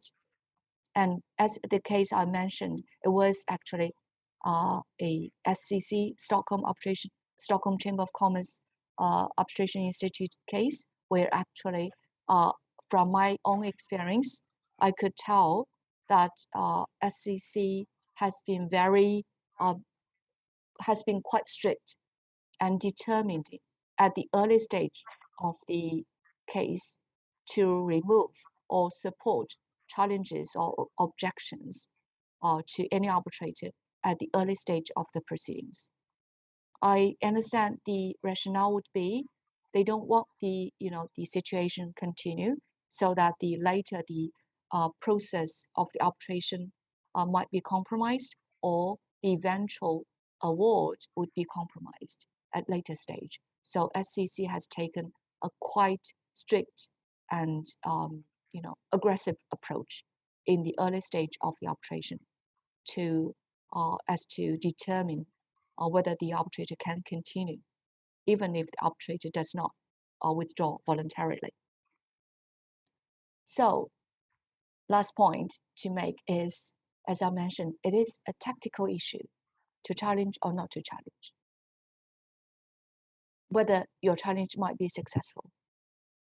You need to consider all these situations. But if you are very concerned that one of the arbitrators definitely could be biased and you have certain evidence to support your doubts, should make a decision to challenge, because otherwise, once the award is issued, it would be extremely hard to challenge the arbitrator later and to challenge the award later.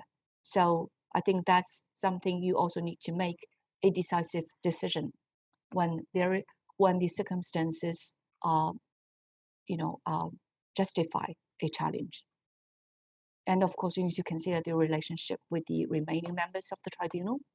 But of course, generally, I would think, it won't be too damaging, even if the challenge is not successful, because most arbitrators supposedly should be very fair-minded and should be independent and shouldn't feel offended by being challenged by one of the parties. Yes, that's in theory, but you still need to consider the practical consequences.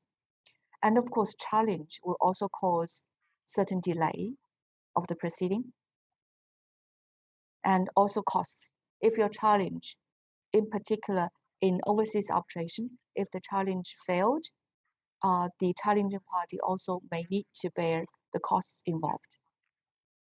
So that's basically the issue relating to challenge and conflicts of interest. I think I've pretty much used up my time, but if there is any question, I don't know whether you have any question to raise now. or later. Thank you.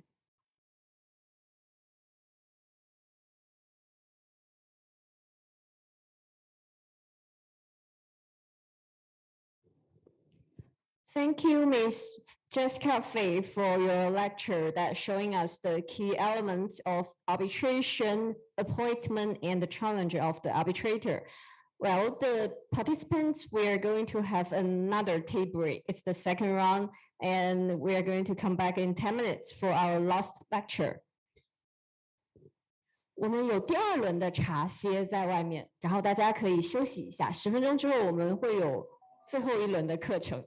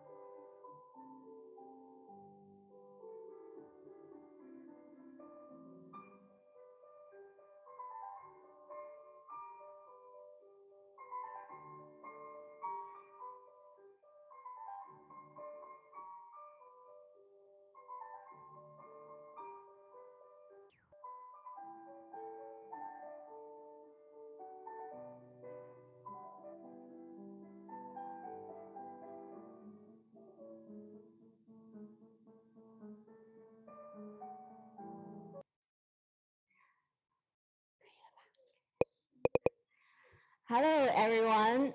Welcome back to our last session of our today's training. The last module today is the key procedures in international arbitration, discovery, cross-examination, oral hearings, and so on.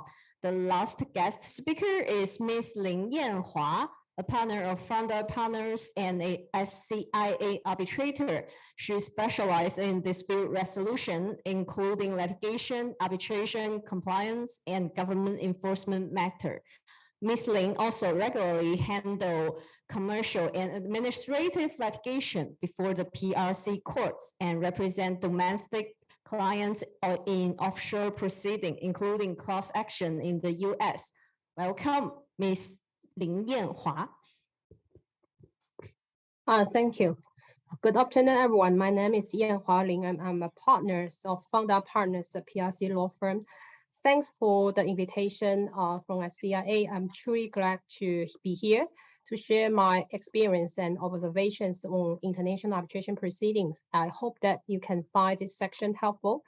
I understand my section is the last section today, so some of my colleagues and other professionals have already shared with you the information on other aspects of international arbitration proceedings, such as jurisdictional challenge, preparation of notice of arbitration, defense, counterclaim, and appointment of arbitrators.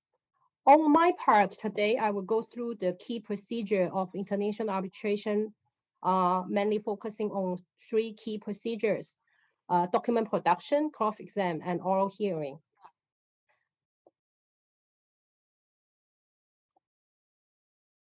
Let me go down my screen. Wait a minute.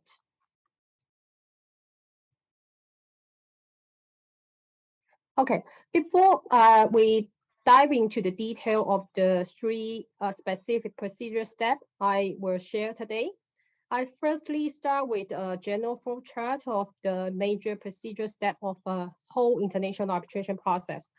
From the pre-filing case assessment stage to the final issuance of the award, I have listed out 11 steps in total. And this is, of course, not conclusive because it may be different from case to case. Some steps may not be necessary in certain cases. For example, jurisdictional challenge, emergency arbitration proceedings. And in some cases, there could be additional steps, for example, interim relief application. But overall, these flow charts represent a general procedural flow. And I understand that earlier today, you have heard about the experience of some earlier stage until the formation of the tribunal. So after the formation of the tribunal usually will organize the party to have a case management conference, which could result in the procedure order number 1. And procedure order number 1 is typically to serve the purpose of setting out the timetables of the subsequent procedure step. And the immediate steps after the issuance of the procedure order number 1 would usually be the exchange of pleadings. Here, I mean statement of claim, statement of defense and counterclaim, if any, statement of reply to the defense and defense to the counterclaim, and then statement of rejoinder. And after the exchange of pleadings, then the important stage that we'll discuss today, document production, will start, and then followed by the exchange of the parties' witness statements, including the factual and expert witness statements. And then after the exchange of witness statements, the oral hearing will usually follow. And then after the oral hearing, there may be some post-hearing brief to be exchanged. And then the tribunal would typically issue an award in due course. And we will now go through the 3 key procedure steps: document production, cross-exam of witness, and oral hearing, one by one. The first topic is document production. Here I will introduce, I will discuss 3 questions. The first question is, what is document production? What document production is? And the second question is how to conduct document production, some key features and takeaways. And the third one is actually a point to be noted, especially in recent years, because some data restriction law may be applied in document production, especially in cross-border document production. So let's address the first question first. So what is document production? In the context of the international arbitration, this is normally a procedure set out for the party to request the other party, the opposing party, to produce certain documents that are relevant to the case and material to the outcome.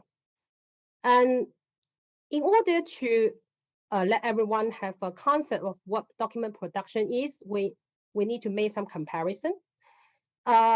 Firstly, a distinction could be drawn between document production in international arbitration and the discovery process in some common law system. For example, what we usually call the US style discovery in the US litigation system. It's sometimes suggested that discovery, US style discovery especially, it involves a broader notion and range of materials than the document production in the international arbitration. Because typical practice for document production in international arbitration requires that the requesting party must specify each requested document or describe in very sufficient detail, including the subject matter of a narrow and specific requested category of documents, which are reasonably believed to exist. Therefore, document production in international arbitration is usually materially less extensive and intrusive than the US style discovery in the common law jurisdiction, the legal proceedings in certain common law jurisdictions, such as the United States. It's also noted that document production in international arbitration is very different from what we call as evidence submission or evidence disclosure under the civil law system. For example, take China's own civil law system as an example. When we say evidence submission in a PRC legal proceeding, it just usually means a party voluntarily submit its own evidence. While document production here in international arbitration context means a party may require the opposing party to produce documents. So here are some provisions from the IBA rules on taking evidence in international arbitration. You can see that the general definition of document production is within the term ordered by the tribunal. Any party may submit to the tribunal and to the other parties a request to produce. And the tribunal may order the party to whom such a request is addressed to produce any requested document in its possession, custody, and under its control. And here, a request to produce under Article 3.3 of the IBA rules provided a request to produce shall contain, first, a description of each requested document sufficient to identify it, or a description in sufficient detail, including subject matter, of a narrow and specific requested category of documents that are reasonably believed to exist. And in the case of document maintained in electronic form, the requesting party may, or the tribunal may order that it shall be required to identify specific files, search terms, individuals, or other means of searching for such document in an efficient and economical manner. And second, a statement as to how the document requested are relevant to the case and material to its outcome. This is a very, very important test. If the requesting party cannot establish that the document requested are relevant to the case and material to its outcome, the tribunal may not grant the request. And thirdly, a statement that the document requests are not in the possession, custody, or control of the requesting party. That means that if you all have the documents, you cannot, again, compare the other party to produce those documents to you. A typical example would be email correspondence between the claimant and the respondent, because the claimant also have those correspondence. You cannot force the respondent to produce all the correspondence between you and the respondent. And a statement of the reason why it would be unreasonably burdensome for the requesting party to produce such documents. If those documents are also within your custody, but it's just too burdensome for you to produce, but it would be quite easier for the opposing party to produce, that could be a reason, a ground for you to request the other party to produce those documents. But it would be the burden on you to state that why it would be unreasonably burdensome for the requesting party yourself to produce such documents. And also, a statement of the reason why the requesting party assumed that the document requested are in the possession, custody, or control of another party. There are some debates of the pros and cons of the document production step in international arbitration. So why do we need a document production in international arbitration? Is it really necessary? Advocates of document production suggest that by comparing the party to submit documents that could adversely affect the case, document production help the tribunal to find the truth and better understand the case. In fact, one may raise a question, why does the party has to abide by the tribunal's order to produce certain documents? Why, if I just simply refuse to produce, what could be the consequence? The consequence is that if you fail to produce the documents per the tribunal's order, then the tribunal may assume that the requesting party, what the requesting party has made or a claim or alleged is true. So basically draw an adverse inference against the party who failed to produce documents. In this aspect, document production may reduce the chance for the party to conceal evidence contrary to their position and to help the tribunal to find the truth. On the other hand, in some cases, there are also complaints, because the time and cost are the two main issues that challenge the document production stage. Because this process could be quite time consuming. It takes weeks or sometimes even months. And the party will be debating on the necessity, the relevancy, the materiality of each request. And in a number of cases, some requesting party may just raise thousands of requests, and most of which will be finally rejected by the tribunal. However, during the process, the other party and the